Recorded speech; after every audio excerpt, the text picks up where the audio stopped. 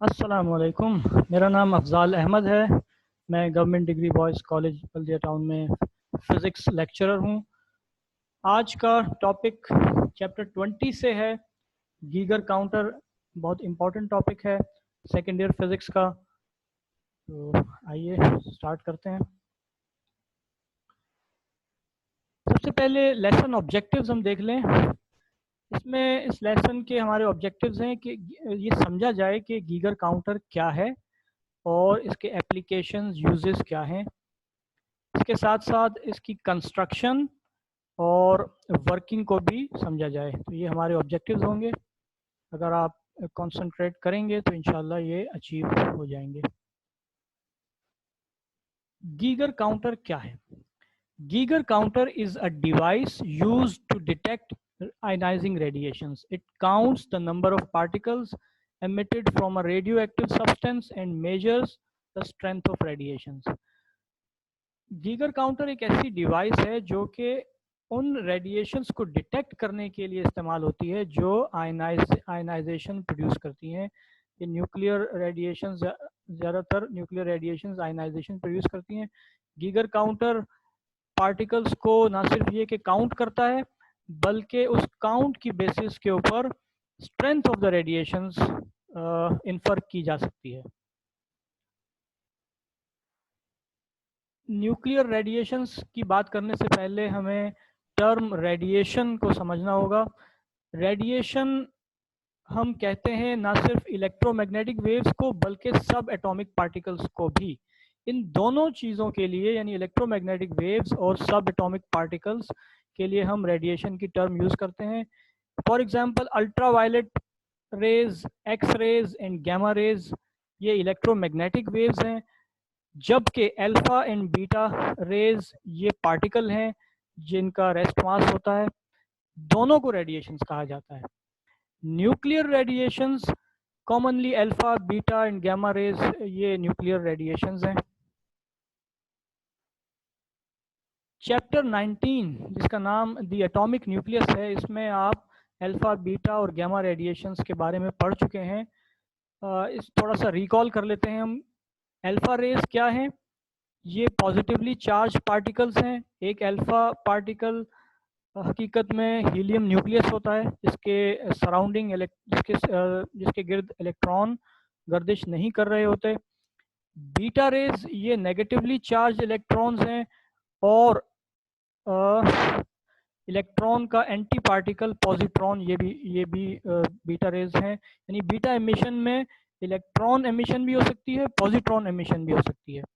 Gamma rays ये electromagnetic radiation है, जैसा कि अभी हमने बात की। Gamma rays electromagnetic radiation spectrum में सबसे ज़्यादा फ्रीक्वेंसी और एनर्जी रखने वाली रेज हैं। ये जितनी रेज की अभी तक रेडिएशंस की हमने बात की है, ये सब गैसेस में आयनाइजेशन प्रोड्यूस कर सकती हैं। इस वजह से इनको गीगर काउंटर की मदद से डिटेक्ट किया जा सकता है। हर वो रेडिएशन जो कि गैसेस में आयनाइजेशन प्रोड्यूस करे, उसकी वजह से गैस डिस्चार्ज हो, तो वो रेडिएशन गीगर काउंटर की मदद से डिटेक्ट की जा सकती हैं। सेंसिटिविटी मुख्तलिफ रेडिएशंस को डिटेक्ट करने की इस काउंटर की मुख्तलिफ हो सकती है। अच्छा, गीगर काउंटर की कंस्ट्रक्शन हम देखते हैं। ये एक ट्यूब या चैम्बर है हमारे पास। इसकी बॉडी जो है वो कंडक्टिंग, करंट कंडक्टिंग मटेरियल की बनी हुई है। देखें, इसकी बॉडी को एक बैटरी के नेगेटिव टर्मिनल से ज्वाइन किया गया है, जबकि चैम्बर के अंदर एक मेटालिक वायर जो है वो इंसर्ट की गई है। ये एनोड का काम करेगी। इस वायर को के साथ सीरीज़ में एक हाई वैल्यू का रजिस्टर 10⁻⁹ ओम का रजिस्टर सीरीज़ में लगाया गया है, जिसका दूसरा एंड बैटरी के पॉजिटिव टर्मिनल से कनेक्ट है। तो इस तरीके से ये एक सर्किट बन रहा है जिसकी इस चैम्बर की बॉडी जो है वो कैथोड एज कैथोड एक्ट कर रही है, जबकि ये जो वायर है ये एज एनोड एक्ट कर रही है। और बहुत ज़्यादा हाई वोल्टेज की बैटरी के साथ कनेक्ट होने की वजह से इस चैम्बर के अंदर, ये ट्यूब के अंदर इलेक्ट्रिक फील्ड, बहुत स्ट्रॉन्ग इलेक्ट्रिक फील्ड प्रोड्यूस हो रही है। अच्छा, यहाँ पर वायर को जो है वो इंसुलेट बॉडी के साथ उसकी ये कांटेक्ट बनने से बचाने के लिए इंसुलेटर कैप लगाई गई है। यहाँ पर देखिए ये माइका या ग्लास की बनी हुई विंडो है और यहीं से वो पार्टिकल्स एंटर होंगे जिनको हमने स्टडी करना है इस गीगर काउंटर की मदद से। ये जो इसकी आउटपुट है इस काउंटर की, वो किसी रिकॉर्डर को फीड यहाँ से की जा सकती है। अच्छा, इसकी वर्किंग की बात करते हैं कि ये वर्क कैसे करता है। स्टेप बाय स्टेप वर्किंग देखेंगे। सबसे पहले आपने इसमें क्या किया जाता है कि चैम्बर के अंदर mixture of argon and alcohol at low pressure ये प्लेस की जाती है। ये इनर्ट गैस इसके अंदर प्लेस की जाती है। उसके बाद जिस पार्टिकल को आपने स्टडी करना है, डिटेक्ट करना है, वो एंटर होता है काउंटर के अंदर। आप एज्यूम करें कि बस एक ही पार्टिकल एंटर हुआ, और जब ये एक पार्टिकल इस चैम्बर के अंदर एंटर हुआ तो ये गैस के एटम्स को आयनाइज करेगा। आयनाइज करने का मतलब ये है कि वो जो इलेक्ट्रिकली न्यूट्रल एटम्स हैं वो अपना इलेक्ट्रॉन खो देंगे, वो इलेक्ट्रॉन फ्री पार्टिकल बन जाएगा। एटम के ऊपर पॉजिटिव चार्ज आ जाएगा, ये आयन बन जाएगा। अच्छा, ये आयन्स और इलेक्ट्रॉन्स इस चैम्बर के अंदर मौजूद होंगे। अच्छा, जैसे कि हम पहले बात कर चुके हैं, इस चैम्बर के अंदर बहुत स्ट्रॉन्ग इलेक्ट्रिक फील्ड मौजूद है। ये आयन्स और इलेक्ट्रॉन्स एक्सेलरेट होंगे टुवर्ड्स कॉरेस्पॉन्डिंग प्लेट्स, यानी कैथोड की तरफ पॉजिटिवली चार्ज आयन्स और एनोड की तरफ इलेक्ट्रॉन्स। और इस प्रोसेस में जब ये एक्सेलरेट होंगे तो ये मज़ीद एटम्स को आयनाइज करेंगे, मज़ीद आयन्स और इलेक्ट्रॉन्स प्रोड्यूस होंगे। अच्छा, ये जो कंडीशन है, जब बहुत ज़्यादा आयन्स और इलेक्ट्रॉन्स प्रोड्यूस होते हैं तो इसको गैस डिस्चार्ज कहा जाता है।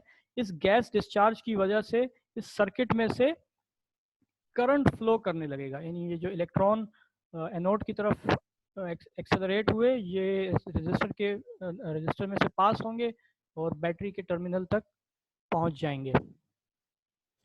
अच्छा, ये जो मोमेंटरी या सर्ज करंट है, आप गौर कीजिएगा कि हमने एक ही पार्टिकल की बात की थी, वो एंटर हुआ और उससे इतने सारे आयन्स और इलेक्ट्रॉन्स प्रोड्यूस हुए, और उनके रजिस्टर में से गुजरने की वजह से इस रजिस्टर के अक्रॉस वोल्टेज ड्रॉप हुआ।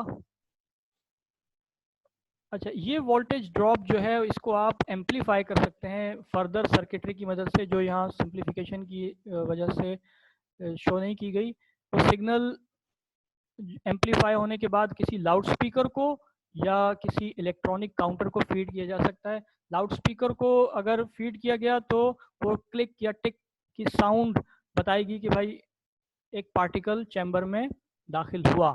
और अगर किसी इलेक्ट्रॉनिक जदीद इलेक्ट्रॉनिक काउंटर को फीड किया जाए तो वो तो इसको काउंट करके डिस्प्ले भी कर सकता है।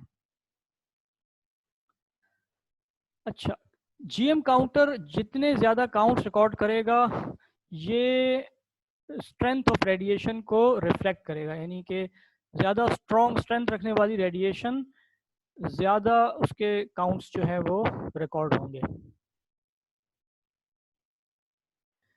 गीगर काउंटर के एप्लीकेशंस। गीगर काउंटर के एप्लीकेशंस में सबसे पहले रेडियो एक्टिविटी को डिटेक्ट करना, जो कि रॉक और मिनरल के सैंपल्स में पाई जाती है। इंटेंसिटी ऑफ रेडिएशन को मेजर करना। कॉस्मिक रेज को डिटेक्ट करना।